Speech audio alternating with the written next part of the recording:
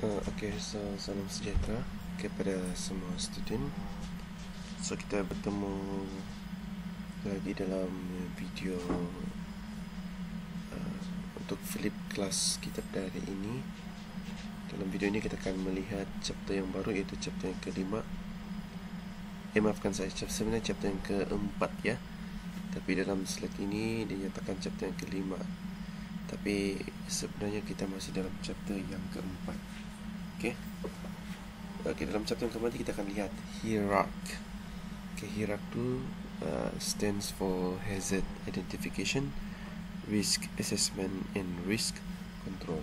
So kalau saya sebut hierarchy itu bermaksud itulah, itu nama panjang bagi hierarchy: hazard identification, risk assessment, and risk control. So dalam chapter yang keempat ini kita akan melihat, we will try to identify the types of hazard in work area, and then kita akan melihat risk assessments, iaitu penilaian kepada risiko, and to suggest risk controls to organization, how to implement risk controls, and how to review risk controls. Itu adalah objectives yang kita akan lihat dalam chapter yang keempat ini. So kalau kita melihat dalam slide ini adalah management program ataupun istilah-istilah yang kita harus biasakanlah dalam hierarki ini. So ini saya rasa kamu boleh lihat sendirilah. So kita terus pergi kepada satu persoalan. Why carry out risk assessment? Risk assessment adalah penilaian risiko. So kenapa kita kena jalankan risk assessment ini? Yang pertama, gives organizations a more effective way of managing hazards. Supaya organisation ini tahu macam mana untuk mengendalikan, cara untuk mengendalikan hazard. Hazard ni seperti yang kita tahu ni, hazard ni adalah bahaya, ancaman. Dan kenapa kita perlu menjalankan risk assessment ini juga disebabkan oleh requirement of the law, disebabkan oleh keperluan hukum sesuatu organisasi. Bila kita mengadakan satu organisasi, untuk menumbuhkan satu organisasi, kita kena ada penilaian risiko yang berpandukan kepada OSHA 1994, CIMAH Regulation 1996, and USE CHH Regulation 2000. Sebabkan itu adalah keperluan, salah satu daripada kewajipan di dalam hukum untuk menumbuhkan sesuatu organisasi. So kita kena follow lah. Dan juga requirement of OSH Management System Standards, sebab ini juga merupakan salah satu keperluan sistem pengurusan OSH berpandukan kepada MS 1722/2003 OHSAS 18001 dan juga ISO 14001. Why do we need OSH Management System Standard? Kenapa kita perlukan satu POI ataupun sistem standard untuk pengurusan OSH ini? Untuk menjadikan organisasi kita itu nombor satu. Bila nombor satu ini maksudnya dia unggul, masyarakat ataupun organisasi tersebut adalah unggul lah, bebas daripada kemalangan, bebas daripada persekitaran yang tidak selamat dan sebagainya. Yang keduanya, to increase return of investment, maksudnya untuk meningkatkan kadar untung ataupun pulangan modal untuk sesuatu untuk suatu organisasi, maafkan saya. Dia melingkupi employees, itu pekerja sendiri, dari segi kewangan dan juga masa di dalam organisasi tersebut lah. Dan selain daripada itu, untuk mewujudkan satu persekitaran tempat kerja yang selamat. Macam mana kita untuk memulakan risk assessment ini? Yang pertama, organisasi dia kena ada vision, dia kena ada satu matlamat, and then commitment from management. Jadi pihak pengurusan ataupun pihak atasan dia kena committed lah. Dia kena committed memberikan kerjasama yang penuh. Okay. Right people, resource dan juga time. Dia kena rekrut orang-orang yang betul-betul mempunyai nilai tanggungjawab ataupun mempunyai nilai kerja yang bagus. Dia kena ada resource maksudnya dia kena ada sumber, dan juga time tu dia kena ada pengurusan masa yang baik lah. Selain daripada itu dia kena ada internal audit. Internal audit tu dia boleh diambil daripada dalam kalangan pekerja, iaitu pun HR itu sendiri di dalam organisasi tersebut untuk mengadakan internal audit. And then management committee to review reports. Okay, setiap daripada masa ke semasa, management committee dia kena ada satu masa di mana mereka kena melihat laporan-laporan yang dikeluarkan oleh syarikat ataupun organisasi masing-masing tentang isu OSH. Okay, selain daripada internal audit, sesuatu organisasi juga dia kena ada external audit, iaitu melibatkan orang luar. Orang luar ini biarlah daripada organisasi yang bertauliah, yang tahu untuk mengendalikan isu-isu tentang OSH ini, datang ke syarikat ataupun organisasi kita untuk memeriksa, untuk mengaudit apa-apa perkara yang melibatkan OSH. Dan selain daripada itu, specific organization policy. Okay, sesuatu organisasi ataupun syarikat dia kena ada polisi organisasi yang khusus lah tentang jenis-jenis ancaman. Employees participation, ini paling penting lah.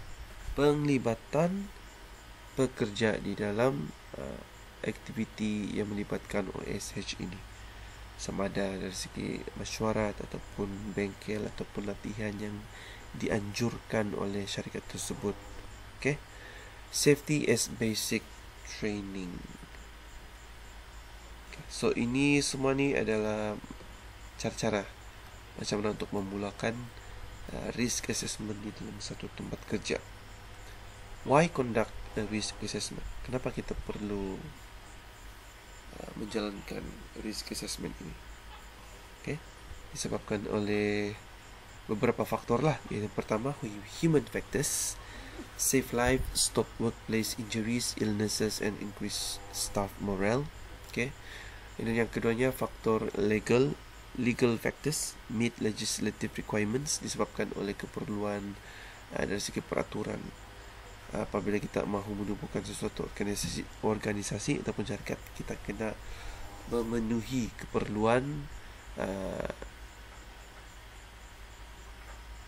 syarikat lah sebelum ditubuhkan. Dan juga disebabkan oleh faktor kewangan, decrease the risk of prosecution and fines incurred, untuk mengurangkan risiko dikenakan hukuman dan juga denda akibat daripada apa? Akibat daripada kemalangan yang berlaku.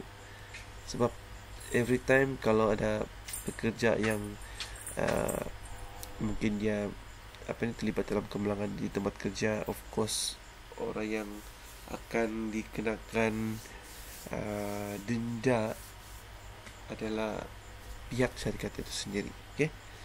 Jadi bila dikenakan denda, pihak syarikat ni dia akan terpaksa untuk membayar denda ataupun pampasan lah. Itu melibatkan jumlah kewangan yang agak besar jugalah untuk dibayar kepada para pekerja yang terlibat dalam kemalangan. Okay, so kita tidak mahu benda itu berlaku, dan sebab kita kena buat penilaian risiko.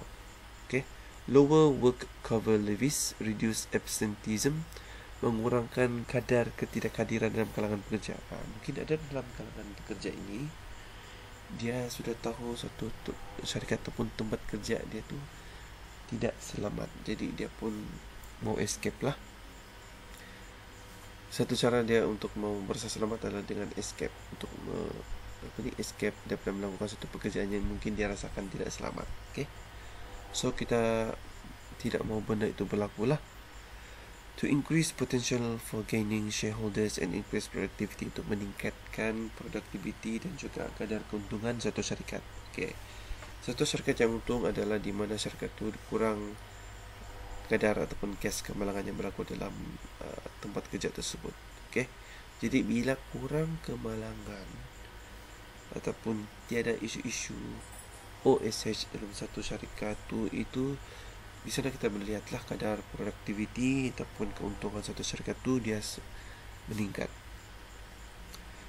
Okey, hazard management process. Macam mana kita mahu mengendalikan hazard ini? Yang pertama kita kena identify the hazards, mengenal pasti jenis ancaman. Secondly, to assess the risk, untuk menilai risiko-risiko yang ada. Dan juga yang ketiga, evaluate risiko, menilai dan juga membuat perbandingan tentang risiko-risiko yang ada di dalam satu tempat kerja. Yang keempat, control the risk, untuk mengawal risiko. Dan juga yang kelima, monitor and review, untuk membuat pemantauan dan juga untuk memberikan review tentang laporan-laporan hasil daripada penilaian risiko-risiko yang telah dilakukan. Okey. Seterusnya kita lihat introduction to HIRAC. Apa sebenarnya HIRAC itu? Okey, HIRAC tu seperti yang kita tahu tadi kan. Lihat balik dia punya nama panjang, Hazard Identification, Risk Assessment and Risk Control, HIRAC. Ya, sebenarnya HIRAC ni adalah satu prinsip yang digunakan di tempat kerja untuk mengendalikan isu keselamatan dan juga kesihatan para pekerja lah. Dia sesuai dengan Section 15 2A di dalam OSHA 1994, which reads the provision and maintenance of plans and systems of works that are so far is practicable, safe and without risk to health. Jadi di dalam mana-mana tempat kerja ataupun dalam kilang ataupun kilang permesinan tu, dia kena ada satu sistem kerja yang praktikal, selamat dan juga tidak mendatangkan mudarat kepada kesihatan. Okey, definisi hazard. Hazard. Apa sebenarnya maksud hazard ni?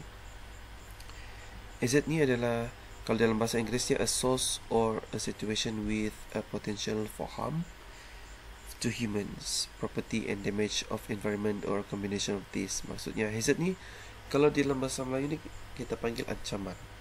Okey. Juga dipanggil hazard jugalah. Okey, satu sumber ataupun situasi di mana dia ada satu potensi ataupun kemungkinan untuk mencederakan, memberikan kecederaan kepada siapa? Kepada kita manusia, kepada harta benda dan juga kemusnahan kepada environment ataupun hasil gabungan daripada humans, properties dan juga environment lah. Okey, seterusnya kita lihat danger. Danger ni apa? Bahaya. Relative exposure to hazard. Satu pendedahan yang berkaitan dengan ancaman ini kita panggil sebagai bahayalah, danger.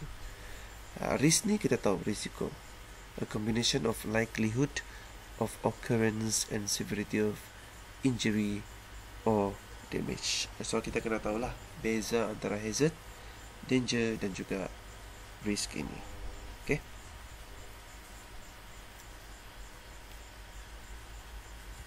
Okay, and then kita akan lihat overview of HIRAC. Apa yang kita kena belajar, apa yang kita perlu tahu di dalam HIRAC ini. Kita kena tahu apa tu definition, classification of hazard, potential sources of hazard dan juga basic components of risk management. Okay, so ini adalah the process of risk management, pengendalian risiko. Proses-prosesnya kita kena tahu, classify activities, work product, services, and then we have to be able to identify hazard, determine risk, decide if risk is tolerable. Maksudnya untuk menentukan sama ada risiko ni boleh kita boleh tolerate ataupun kita masih boleh bertahan dengan risiko tersebut. And then risk control action plan dan juga akhirnya review risk control. Okay, dalam akhir video ini kita akan lihat sumber ancaman, source of hazards. Di sini kita tahu kita akan belajar tentang 5M. Itu. The first M is man, unsafe act. Man ini disebabkan oleh kita, manusia sendiri, disebabkan oleh tindakan kita yang tidak selamat, unsafe act. And then M yang kedua tu adalah machinery, yang melibatkan permesinan, pemasangan dan juga layout and design of equipment. Ini melibatkan perkakas-perkakas ataupun segala jenis mesin yang digunakan lah. M yang ketiga adalah material, benda ataupun bahan yang kita gunakan, sebagai contohnya chemicals dan juga gas yang digunakan di dalam workplace kita. Yang M yang keempat adalah method, itu kaedah, cara macam mana kita sebagai pekerja mengendalikan ataupun melakukan skop tugas kita. Yang M yang kelima adalah media, workplace condition, itu medium ataupun persekitaran ataupun keadaan tempat kerja kita macam mana dari segi kualiti udara, pengudaraan, pencahayaan, bunyi, getaran dan juga sebagainya.